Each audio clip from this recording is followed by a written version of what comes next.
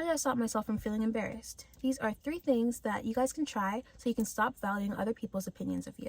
Hi, I'm xxotomi. Welcome to my channel and thank you for subscribing. So first I want to start by criticizing the saying that your fear of looking stupid is holding you back. As long as you are conscious of the things that you want to improve in your life, then you are one step closer to actually making those changes. And by clicking on this video, you are actively trying to improve your life, which means you are not holding yourself back. Your destiny cannot escape you, and I really do not like the idea of bullying yourself into getting things done. You're just a little bit slowed down, not held back. So just 3 actions, let's get started. Thing 1, live in your authenticity. I mentioned in my 21 things that I learned at 21 video that I learned how to just separate my body from my emotions, and that helped me get things done. But I didn't just start there. One day I just noticed that I became more accustomed to embarrassing myself. I got used to tripping or dropping things in public, and I stopped thinking before I said something cringy.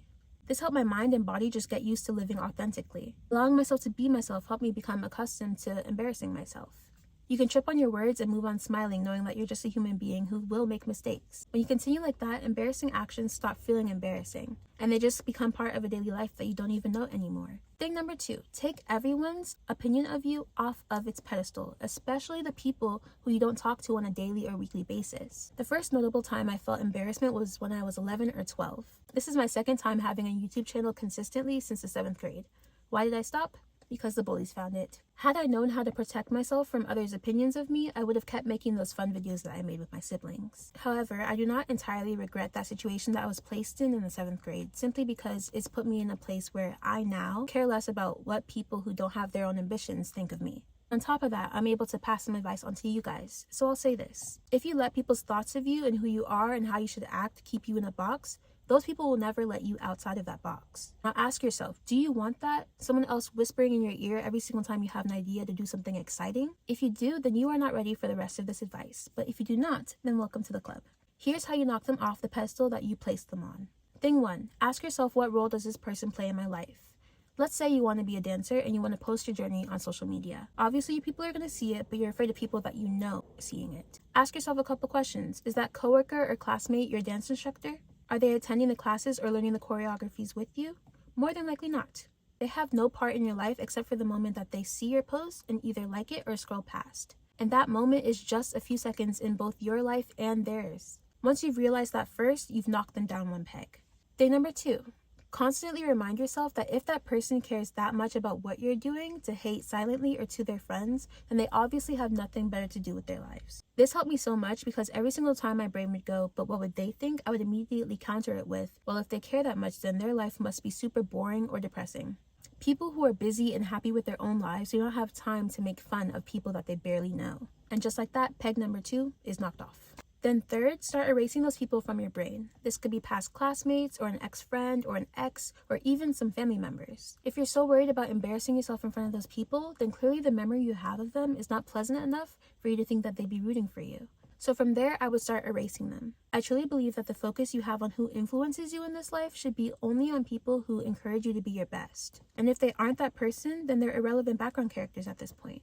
No one, especially not you, is tuning in to see them in your TV show. So just like that, they become background characters in your head.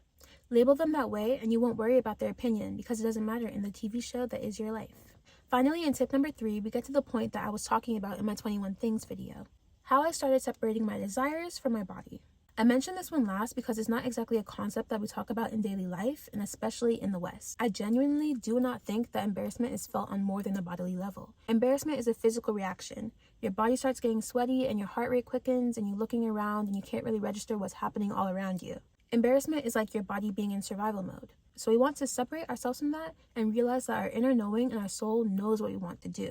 So when I mentioned this in my 21 things video, I literally meant sit there, envision your body staying behind, and just let the inside of you flow out. And in a split second after I do so, I get the thing that I was scared to do done every time. So I'm going to show you guys how I do it because I am a human being and I do still sometimes feel embarrassed about posting. Instagram is a scary place. So you know how to zone out, right? Zoning out is more of a mental thing. You want this to be a zone out for your entire body. So bear with me. I'm going to imagine posting something embarrassing and then I'm going to do it. Okay.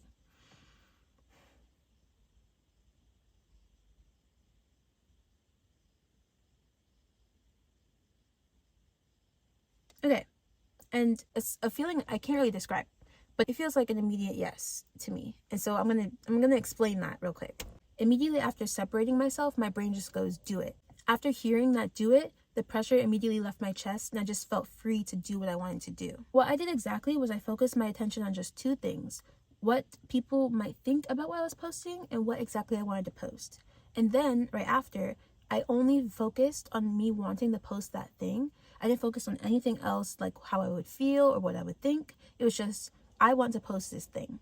And then because I was so focused on how much I wanted to share it, my brain was able to calm down and my body just went, post it.